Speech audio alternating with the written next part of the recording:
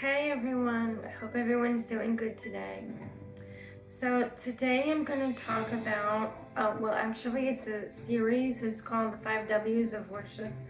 And today I'm going to talk about the first W, and that's worship while you wait. And I know we all have a problem with waiting. So before I get started, let me go ahead and read a scripture. This is from Exodus chapter 23, verses 29 and 30.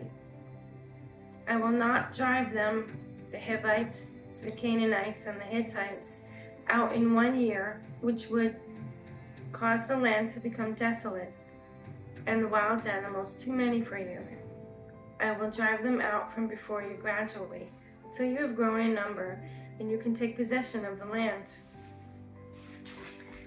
Now, I can speak with a little bit of authority on this because I've had things in my life that I have waited for a very long time.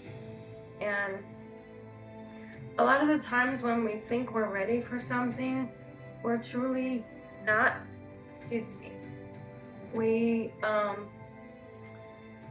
God doesn't do everything all at one time, thankfully, because, if he was to do everything all at one time for us, we wouldn't, number one, we wouldn't learn. We wouldn't, because that's how we grow. We learn from our mistakes. We learn from experiences. We learn and we grow patience through having to, endure through things. If we did everything at once, obviously we wouldn't grow from that. So I have had things that, I've waited for a long time. Some of the things were fulfilled already, like, for instance, my children. My first one was a pleasant surprise. I didn't think I could have children. So my first was a pleasant surprise. My other two, Joseph and Sarah, I knew they were coming along. It was a matter of when, because God promised me them, and I knew they would be here. And I could remember waiting and waiting and waiting and just becoming really impatient with waiting. And I almost gave up, but I didn't, because I knew that he promised them to me. And so it was like, well, I could either give up or I could just, wait and see the fruit.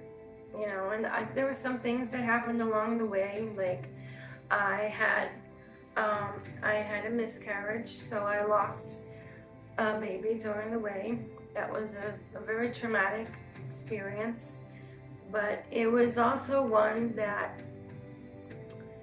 it helped me grow, in patience and in faith, because, even when I was going through that time, I knew that was not because I was waiting for my third child. My first two I had gotten, and I was waiting for the third one, and that was Sarah.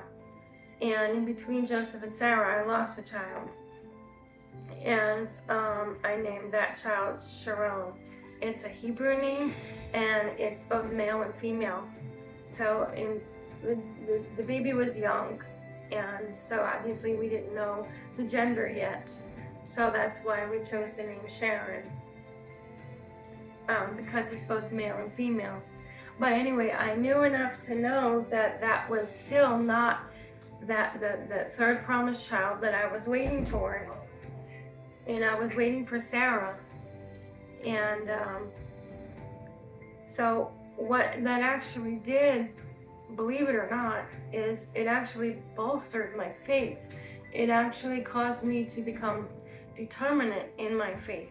I had something very traumatic happen, but I was like more determined than ever after my bout, of course, with being angry with God, and then having to come to terms with, what had happened and my relationship with him and everything. I still didn't give up hope, and I finally came to terms with that, and I finally believed, no, the child that I lost was not Sarah. The child that I'm still waiting for is going to be here, and because I know what God had promised me. Obviously God had to work some things out of me first. you know, and you know that's true with a lot of us, with a lot of different things. He has to work out things like fear and pride and some people have maybe too much self-confidence. Some people don't have enough self-confidence, you know. So that what we need to do is obviously find our true identities in Him. So anyway, I said all that to say this is a really long process and a really long journey.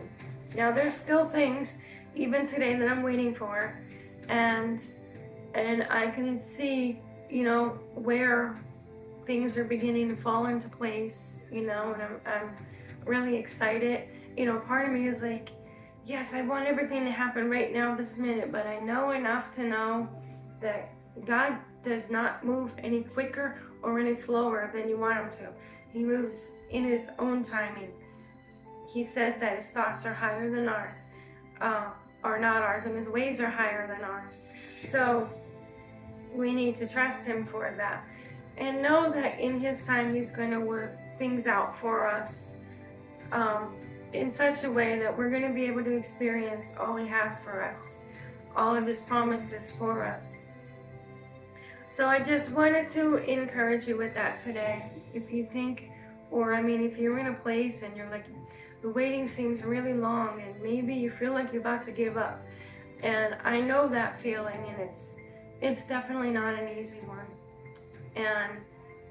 But if you really think about it, giving up is going to be a lot harder. You think it'll be easier, but it won't, because the only thing it's going to lead to is despair. You know, and you know the proverb said, "Hope deferred makes the heart sick," and so all it's going to do is give you a sick heart. So why not hope in the Lord, right? Why not hope in Him and thank Him for what He's about to do and worship Him while you're waiting? You see, because He says that Thanksgiving prepares the way of salvation. So if we're thanking Him in advance and we're worshiping Him, you know, He's going to do those things for us. He's going to take us to those places, you know. But you want to seek the giver of the gifts more than you want to seek the gifts themselves, you know. And in that, along the way, while you're worshiping Him, the creator of the universe, while you're worshiping Him and you have that intimacy with Him, you know, all these things that He's promised you are going to come to fruition, you know.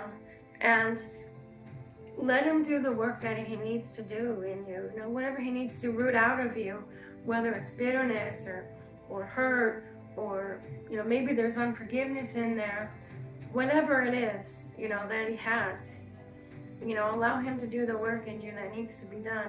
And in the meantime, just continue to worship while you wait, and you'll see how rich, because, you know, the word says, eye has not seen, nor has ear heard what God has stored up for us. So if we just continue to worship Him while we wait, well, we're going to be blessed. God bless you all today. I hope you have a wonderful day, and I will see you again next time. Bye.